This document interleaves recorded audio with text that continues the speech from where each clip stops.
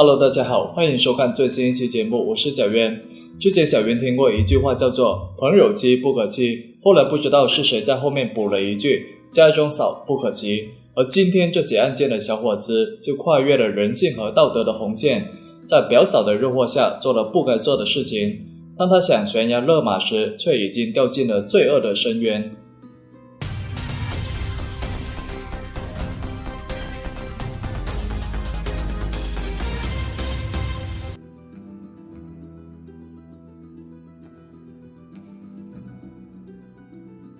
故事发生在中国的河北省涿州市。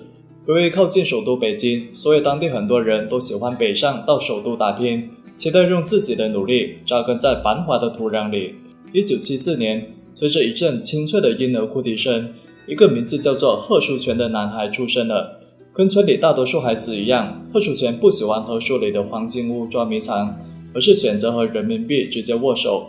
因为每次过年时看到从大城市回来的同村人，他总是格外的羡慕，看看人家出手请客时的豪迈，再看看人家时髦又大气的打扮，谁敢说大城市不好？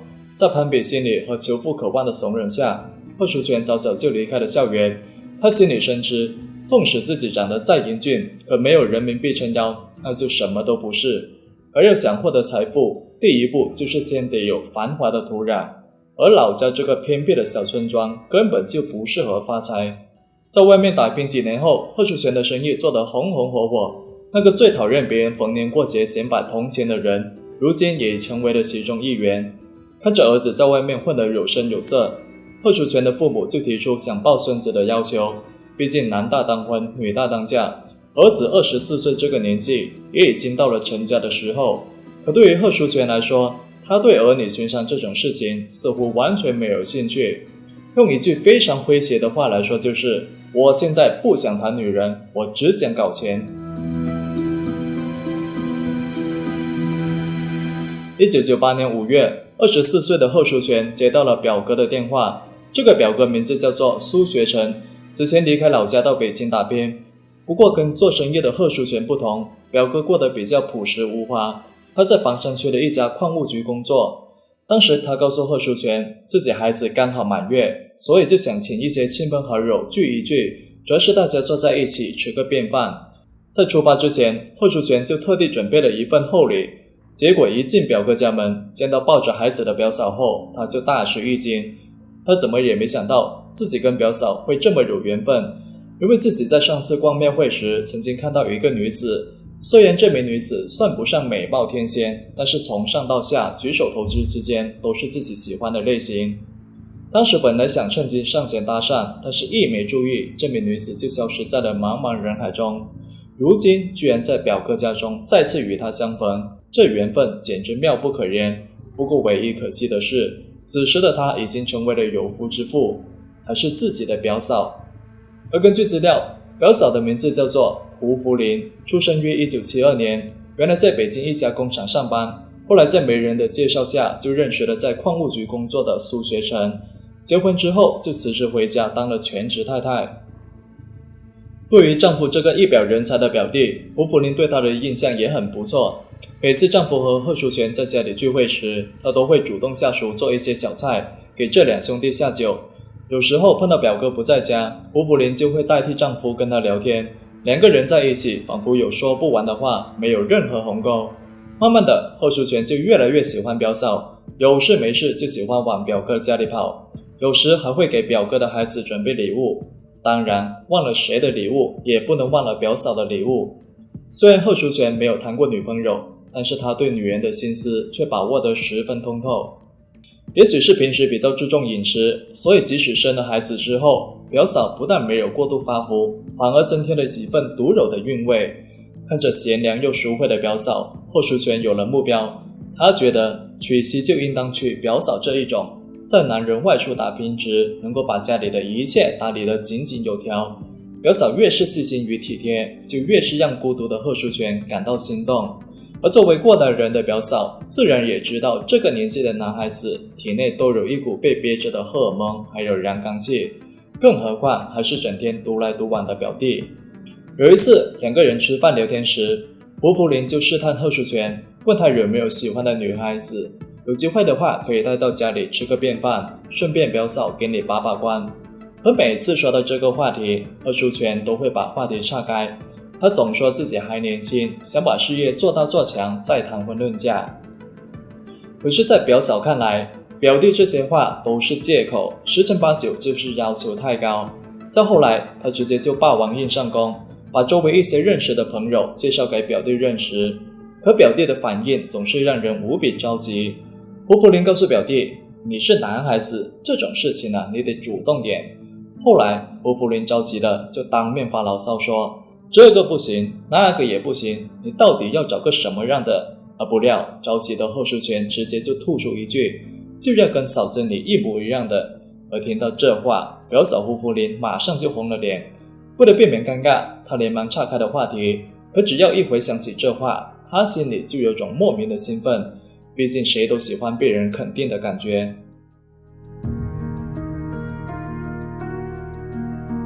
1年后的1999年上半年，由于相关政策的影响，当地采矿业开始转型，导致大批职员被迫下岗，其中就包括贺淑全的表哥苏学成。这导致表哥家里一下子就失去了经济来源。可表哥不但没有出去找工作，相反还养上了酗酒的恶习，每次一喝多就会骂妻子，有时候还会直接动手，所以每隔几天都能看到胡福林身上有新的伤痕。有一次孩子发高烧，恰巧苏学生又被一帮猪朋狗友灌得不省人事，焦急的胡福林只能求助表弟贺淑全。他一听到电话，贺淑全就连忙起来把孩子送到了医院，挂号、就诊、打针，这些所有的事情全都是贺淑全一个人搞定。回家路上，表嫂思绪万千，当初那个为自己立下山盟海誓的男人，如今怎么就变成了一坨烂泥？回到家时已经是晚上8点多，而贺淑全一进门就看到了醉醺醺的表哥。此时的他因为表嫂没有准备晚饭在发火，他直接就朝着妻子口吐芬芳。看到丈夫这副不争气的模样，胡福林直接顶了回去，而不出所料，丈夫的拳头立马就挥了过来。多亏表弟劝说了好久，苏学生才住手。而当着别人的面被丈夫如此对待，无比委屈的表嫂直接哭了起来。看到表嫂和表哥闹成这番模样，贺淑全也很为表嫂的处境感到不平。他也多次对表哥好言相劝，可是表哥就是听不进去。他也很不明白，表哥在下岗之后为何会变成这副模样。要知道，以前的表哥都是家里的骄傲，靠着一番努力，在大城市里获得了稳定的工作，还娶了个非常漂亮的妻子。由于实在无法忍受这种生活，胡福林只能找来公公主持公道。没想到公公还没劝上几句话，丈夫就跑进厨房拿出菜刀，准备朝公公身上砍去，居然敢拿刀砍自己的亲生父亲。这件事情过后，大家都认为苏先生已经没有救了，也再也没有人敢劝他了。他的妻子胡福林几乎每天都得忍受精神和身体上的折磨。1999年5月某天，在遭到丈夫的毒打后，胡福林就直接来到了表弟的住所。他把这2年来的苦水一次性倒了出来，看着声泪俱下的表嫂，贺淑全也只能耐心安慰和开导。此后只要受到了丈夫的打骂，胡福林就会找到贺淑全聊天散心，而贺淑全也很同情表嫂的处境，会想方设法让表嫂开心一点。2000年5月，看到丈夫整天无所事事，胡福林就找到了一家煤厂的厂长宋宝良，让丈夫到煤厂上班。本以为苏学成重新找到工作后会改邪归正，可他酗酒的恶习一直没有变，对妻子的言语还有肢体上的暴力也从未停过。有一天晚上，苏学成下班回到家后，直接就找到表弟贺淑全喝酒，直到半夜时才被表弟送回家。回到家后又当面打骂了妻子，而胡福林实在忍无可忍，大半夜就跑了出去。出于安全考虑，贺淑全只好陪着表嫂满大街瞎逛，从深夜一直转到了凌晨。离别之前，表嫂还把生死靠在了贺淑全怀里。面对妩媚动人的表嫂，贺淑全一时之间有点不知所措。而更夸张的是，表嫂还突然仰起头亲吻了他，这让贺淑全慌乱不已。而就这样，2个人的微妙关系彻底被这个吻给捅破。清晨送表嫂回家时，贺淑全的脑海里居然产生了不可描述的想法。而当然，这种事情也只能是想一想。表嫂告诉贺淑全，如果你表哥还是这样，自己就打算跟他离婚。听到这话后，贺淑全说道，表嫂，无论你做什么决定，我都会在背后用力支持你。后来在宋宝良的煤厂干了不到半年后，苏学成就不知道因为什么原因突然辞职。而另外一边，随着与表嫂越来越频繁的接触，贺淑全在感情上对他也是越来越依赖。与此同时，表嫂也产生了离婚改嫁的想法。2002年8月，躺在床上的表嫂跟表弟摊牌，要求他替自己出面教训丈夫。而到了9月底时，苏学成就因为和当地一个小混混发生争执，还被人打伤住进了医院。期间，苏学成就找到表弟，让表弟帮忙联系黑道上的人物搞一支枪。而听到表哥这话，贺淑全一身冷汗。他一直以为表哥要报复的人是自己，因为自己背地里和表嫂搞在了一起。而为了不让表哥怀疑，他也只能在口头上答应帮忙。可实际上他只是酒后虚荣，根本就不认识什么黑道上的人物。本以为表哥要找人买枪只是过过嘴瘾，岂料他是真的有这个打算。到了2003年的正月初5，苏学成一直催促表弟帮忙，而无奈的表弟也只好找到表嫂商量对策。表嫂就吓唬贺淑全说，你要是真的给你表哥买了枪，那第一个倒在枪下的人肯定就是你。那家伙虽然脾气暴躁，但是一点都不傻，我们2个人的事情估计他早就知道了，所以我们得先下手为强。可是杀人这种事情，贺淑全是想都不敢想，他最多也只是敢找人把表哥教训一下。他看着畏畏缩缩的贺淑全，胡福林一边不断用言语刺激他，一边还用自己的身体引诱他。而最终贺淑全还是倒在了石榴裙下。离开前，表嫂还告诉他可以去找煤厂的厂长宋宝良帮忙。2003年正月14号这天，在表嫂的安排下，贺淑全就和厂长宋宝良见了面。根据资料，这个宋宝良以前是个农民，后来成为了煤厂的厂长。在胡福林的劝说下，他直接就答应加入了计划，还找来了一个帮手，叫做李勇。3个人密谋在正月15这天下手。按照计划，正月15这天，贺淑全来到表哥家里找他喝酒。他一听说喝酒，苏学成就来了劲头，外套一披就屁颠屁颠地跟了出去。而胡福林则带着孩子外出逛街。贺淑全本来想把表哥灌醉，然后让宋宝良和李勇2个人教训一下表哥，但是喝完酒后的贺淑全就犹豫了，毕竟是自己的表哥。贺淑全迟迟不忍心动手，最后只能把醉成烂泥的表哥直接送回了家。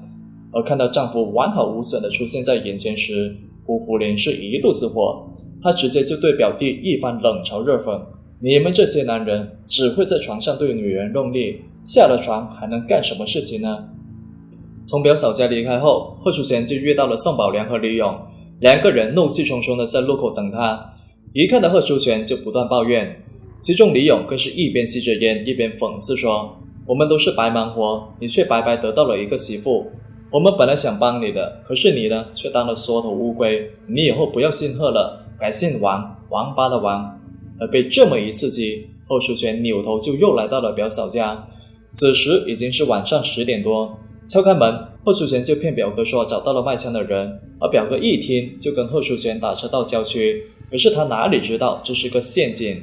几个人刚走到一起，李勇就偷偷递给贺淑全一把水果刀让他动手，可是贺淑全还是不敢。而正当苏学成满脸疑惑地看着表弟时，他的脖子突然被李勇从后面缠住，接着背后被李勇直接捅了一刀。苏学成还没来得及反抗，匕首就变成了红色。看着眼前倒地身亡的表哥，贺淑全被吓得一屁股坐在地上。他指责李勇动手之前没有打招呼，可是吃过几次牢饭的李勇一脸淡定，他一手拿着刀，一手就拿出手机打电话。还没过5分钟，宋宝良就开车过来。贺淑全怕自己也被杀掉，他爬起来跌跌撞撞就往野地里跑，可是刚跑几步就被李勇给喊住了，他只好回来帮忙处理尸体。最后李勇就塞给贺淑全一叠钱，然后就跟宋宝良一起往10渡风景区开去。看着手里的钱，贺淑全一时之间没反应过来，这不应该是自己给他们钱吗？怎么反过来了？而半夜2点多时，他就来到了表嫂家，但是表嫂一直没让他进门。隔着窗，贺淑全就把事情全部说了出来。他还问表嫂要不要报案或者逃走，可是表嫂只是让他先回家睡觉，有什么事情等到明天再说。不管贺淑全如何央求表嫂开门，可是表嫂就是不肯开，而最后他只能独自回家。而走在半路上，贺淑全是越想越不对，宋宝良作为一个堂堂的厂长，怎么会愿意参与这种事情呢？而更加奇怪的是，离开之前宋宝良还塞钱给自己，杀手居然主动给雇主钱，这些疑问让贺淑全是百思不得其解。他直接掉头就来到了表嫂的住所，考虑到表嫂的奇怪反应，他就觉得这里面肯定有蹊跷，所以便悄悄绕到房屋后面，偷偷观察里面的动静。不听不知道，一听吓一跳，原来厂长宋宝良也在里面。此时的他正在和表嫂讨论要不要顺便把贺淑全也做了，因为刚才这家伙的反应有点不对劲。表嫂就插嘴说道，给他10个胆子他也不敢。说着说着，宋宝良就把胡福林推到了床上，而窗台下的贺淑全还没来得及欣赏下面的剧情，就被吓得逃回了家里。而当晚他彻夜难眠，万分后悔，自古红颜祸水这句话，今天自己是切切实实的体验了一次。既然杀害表哥已经成为了事实，那唯一的办法就是去自首，说不定还能够戴罪立功。但是一想到表嫂，贺淑全就觉得有点可惜，为他人做了嫁妆不说，还把自己给送进了监狱，想想都觉得憋屈。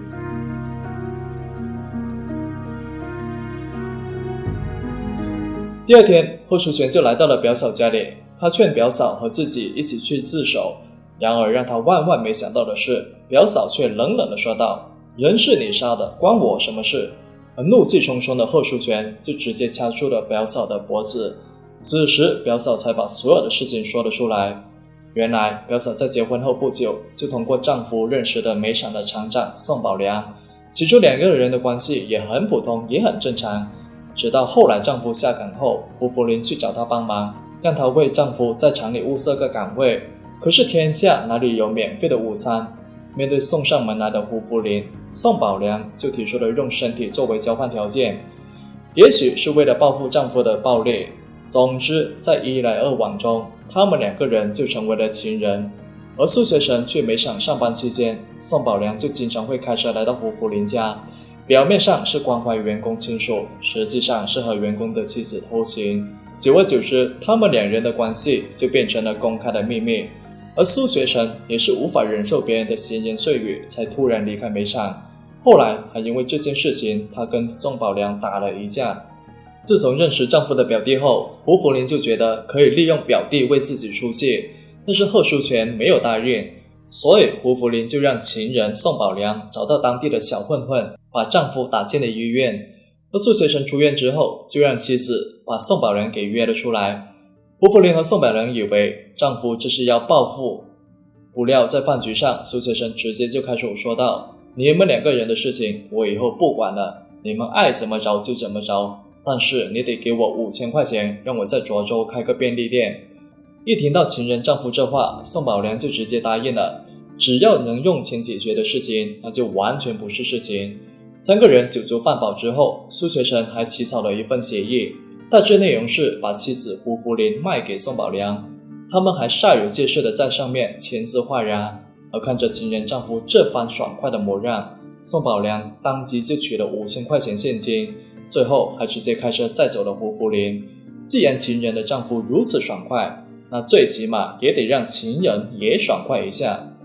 后来苏学成果然用这5000块作为启动金，开了一间很小很小的精品百货店，而宋宝良也可以随时光顾这间百货店，还可以随时把他的妻子拉走一起去爽快。而苏学成似乎也真的不介意。可是胡福林不知道的是，她丈夫苏学成的用意可不仅仅是开个百货店这么简单，他是想以此挣钱买枪，然后报复宋宝良还有他背后那几个小流氓。不过在和表弟喝酒时，醉酒的苏学成就不小心把自己的心思说了出来。当胡福林从表弟口中得知丈夫的心机后，她和情人都被吓出了一身冷汗。他们觉得得先下手为强，而那一天2个人在床上商量对策，而最后情人宋宝良就决定花1万块请一个杀手做掉苏学成，而这个杀手就是前文中刚出狱不久的李勇。他先把李勇拉到百货店指认了苏学成，而在动手之前，李勇还专门跟踪了苏学成，准备找个偏僻的地方下手。但是苏学成经常在百货店忙活，导致李勇迟迟没有动手的机会。很快时间就来到了大年30，看到李勇迟迟没有行动，胡福林是越来越着急。不过她发现丈夫这段时间跟表弟走得很近，所以她就起了一个念头，可以先让表弟把丈夫引到外面，然后把剩下的事情再交给李勇他们。而按照计划，表弟就以找到枪支卖家为由，把表哥骗到了偏僻的丛林里。为了摆脱嫌疑，胡福林则带着孩子外出逛街，而在胡福林的策划下，这才有了前文中的情节。贺淑全觉得表嫂这个人就是个毒妇，跟他继续扯在一起，自己迟早也会完蛋，所以他就骗表嫂说，既然自首也是死罪，那我就不去了，下午我准备到外地躲一段时间再回来。贺淑全本想以这个理由离开表嫂家，然后直接到警局报案，但是没想到表嫂随即就说道，这样最好，那我马上联系宋宝良他们，跟他们商量一下，我们一起在外面避一避，彼此之间呢也有个照应。而天真的贺淑全居然听信了表嫂这番话，真的没有第一时间离开。而实际上，按照原来的计划，胡福林只是想把罪行栽赃给表弟，这也是为何那一晚李勇会塞钱给他。可是当表弟说出自首这2个字时，他就改变了决定，要斩草除根。他拨通了情人的手机，约定在开发区见面，而僵持不下的贺淑全也只好跟了过去。4个人见面后就进了一家饭店，上完菜后，宋宝良就把贺淑全拉到门外，问他是选择自首还是逃跑，但是贺淑全一言不发。一会儿之后，2个人就回到了包间，而这个时候贺淑全就发现自己酒杯里的酒有点发黄，他就问表嫂这是什么情况，而这时表嫂就连忙解释说，他在酒里加了一点茶水，不然等一下你们又喝过头了。说着说着，胡福林还真的往自己的酒杯里加起了茶水。看到表嫂这个反应，贺淑全就没再起疑心，他一口就把酒杯中的酒喝了下去。然而他不知道的是，他的酒已经被下了灭鼠药。几个人吃完饭后就上了宋宝良的车，而到开发区时，胡福林就突然提出要下车，因为他要回家接孩子。然后宋宝良就朝着10度风景区的方向继续开去。然而没过多久，贺淑全就开始感觉到恶心呕吐，他感觉到肚子好像被刀割一样。看着越来越偏的环境，他觉得事情非常不妙，就以呕吐为由让宋宝良停车。可是他刚准备逃跑时，就被宋宝良的铁棒给打晕，而一旁的李勇还直接用刀刺伤了他，接着还扎烂了他的双眼。贺淑全怎么也不知道，就在前不久，他表哥也被抛尸到这个地方，而且离他倒下的地方还不超过100米。到了第2天，北京市房山区警方就发现了贺淑全的尸体，而短短几天之内，在同一个地方连续发现2具男子尸体，就引起了警方的高度重视。一番走访排查后，警方就很快弄清了案件的真相。1月17号这天，他们就逮捕了在等待情人幽会的胡福林。3天之后的2月20号，在天津开往牡丹江的列车上，警方就逮捕了李勇。仅仅1天之后，潜逃至山西省的宋宝良也落入了法网。2003年11月20号，北京市第1中级人民法院就审理了该案，并以故意杀人罪判处这3个人死刑，而其中胡福林被判缓期2年执行。因为爱上了不该爱的表嫂，贺淑全做了不该做的事情。几个原本不该相遇的人偏偏凑到了一起，对于他们来说这是不幸的，但是对于别人来说，这似乎又是幸运的。我是小渊，我们下期再见。